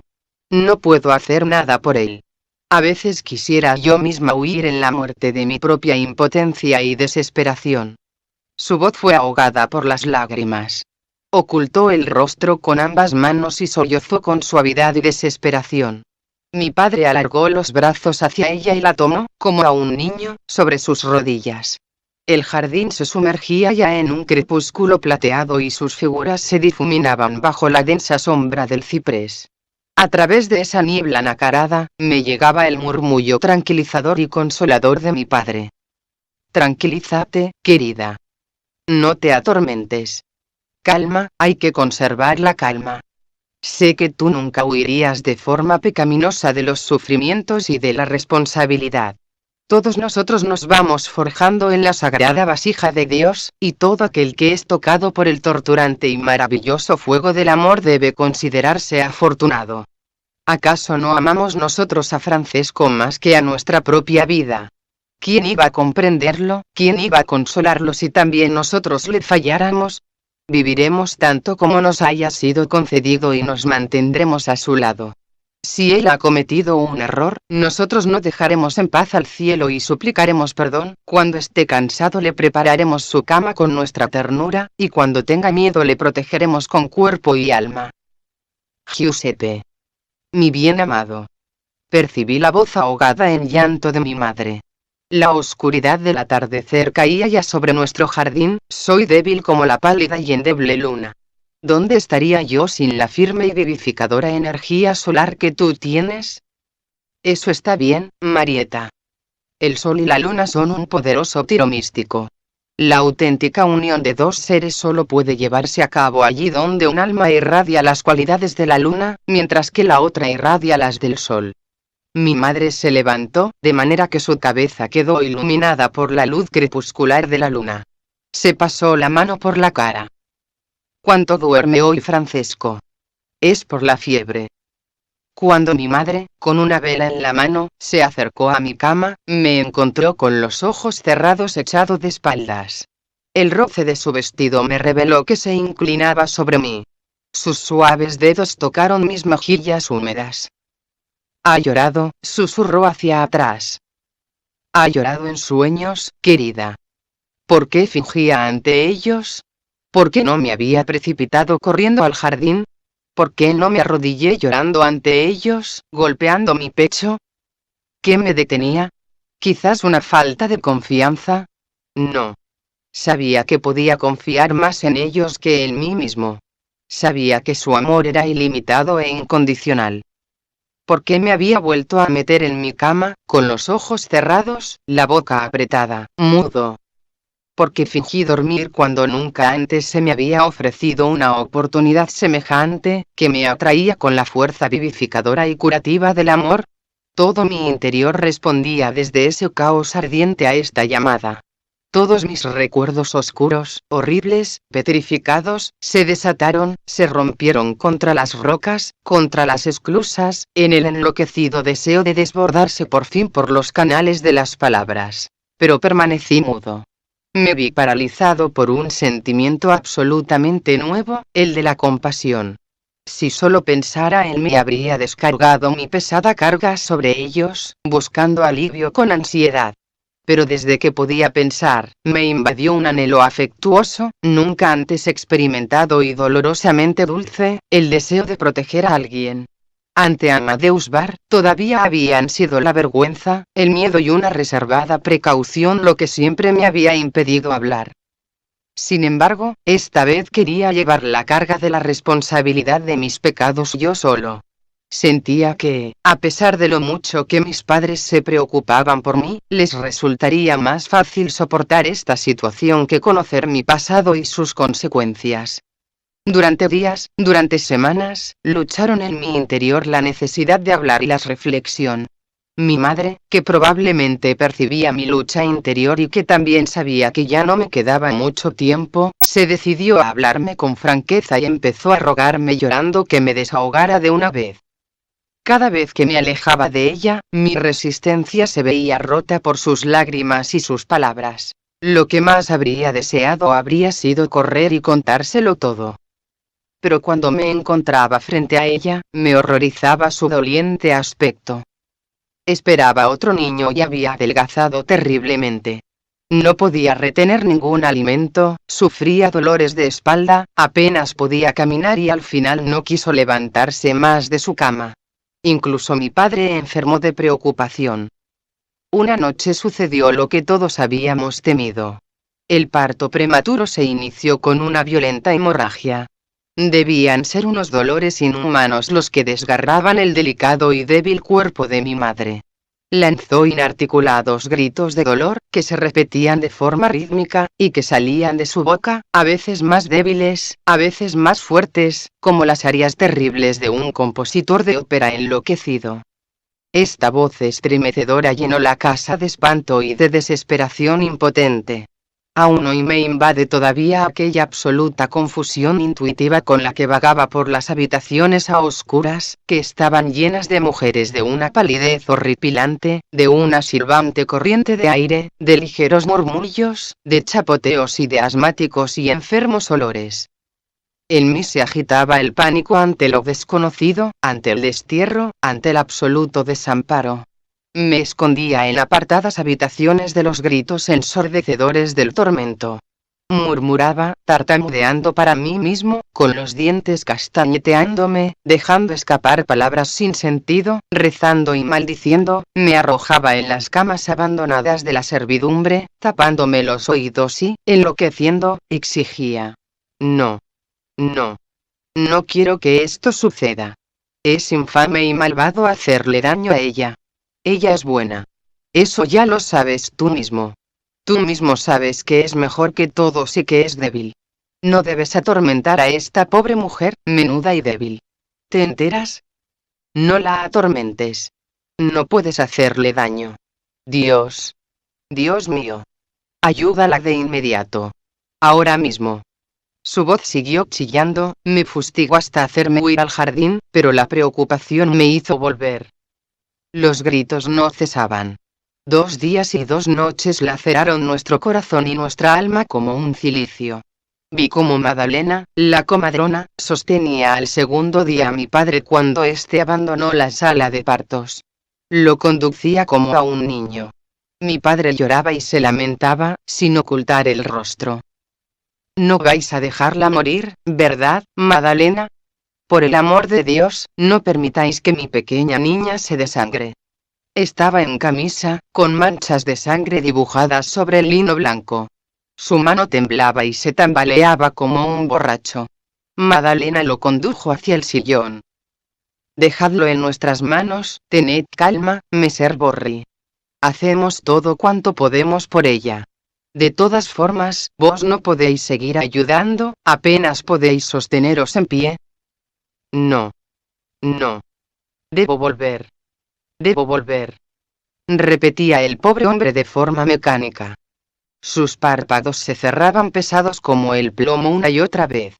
Por algunos instantes le sobrevenía la impotente inconsciencia del sueño, luego volvía en sí con un estremecimiento, se levantaba de un salto y se apresuraba con paso tambaleante a volver a la habitación.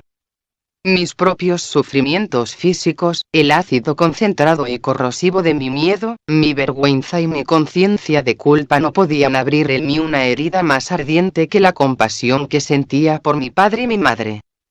Al tercer día se hizo el silencio.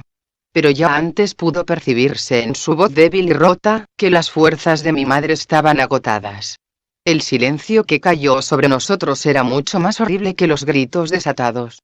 En las habitaciones, donde reinaba un desorden absoluto, y que se encontraban como paralizadas, sumidas en las sombras del crepúsculo y de la muerte, se detuvo toda vida. También los seres desasosegados, que actúan en las sombras, se quedaron petrificados y enmudecieron ante la desolación de su lucha sin esperanza. Por entonces se produjo un ligero movimiento deslizante. Mi padre se acercó, viejísimo y encorvado, y tomó mi mano. La húmeda palma de su mano estaba fría como el hielo. Me condujo al dormitorio matrimonial, sobre cuya cama desordenada yacía tendida mi madre como la víctima de una titánica lucha. La habitación estaba llena de sillas caídas, ropa tendida y manchada de sangre, cubos con un contenido horripilante, charcos de agua y de sangre por el suelo. Un olor pesado y dulzón pesaba en el ambiente. Sin embargo, la figura que yacía sobre la cama, desangrada, con el rostro pálido como la cera y con los labios violetas, irradiaba dignidad y producía una impresión que infundía respeto. Nos acercamos. La extraña expresión expectante y alegre de ese rostro desconocido y huesudo que descansaba sobre un montón de almohadones, me sorprendió. Era como si detrás de los ojos cerrados aguardaran voces importantes, llenas de esperanza, que desde algún lugar llegaban hacia ella. En su mano extendida, exangüe y transparente, brillaba mate el anillo de plata con la Virgen gótica que pisoteaba la cabeza de la serpiente, y en ese momento fue como si en mi interior percibiera la dulce voz susurrante de mi madre. ¿Comprendes ahora? Nunca debería haber amado ni dado a luz. El iniciado debe pisar la cabeza de la serpiente. Eso dice el mensaje que la hermana Beatriz, la monja, transmitió, el mensaje a todos los caídos, pero nunca liberados de sus votos. Sacerdotisa. Las sacerdotisas de Isis son ahora las monjas. Oh, Isis. Isis. Estas sentencias resonaron de forma inesperada, como si tuvieran voz propia, en la estancia vacía. Me estremecí y me incliné acercándome más a mi madre para poder leer lo que viniera de sus labios, pero su boca fría era ya una puerta cerrada para toda la eternidad, y su cuerpo una ruina cuyo habitante ya lo había abandonado. Sin embargo, mi corazón aceleró sus latidos. Tras el brillo vidrioso de sus ojos, ligeramente entreabiertos, se asomó su alma y me saludó, esa alma que ya se había abierto a niveles más puros, con una sonrisa casi alegre y de complicidad, como si quisiera infundirme valor. Francesco. Estoy viva. Siempre he vivido. Y viviré por toda la eternidad. Este estímulo incorpóreo hizo que el miedo, ya convertido en hielo, se fundiera en mi interior y se transformara en una extraña e incomprensible esperanza. Y bajo la influencia de este gozo trascendente empezaron por fin a fluir mis lágrimas, que durante 3 días de tinieblas no habían podido derramarse.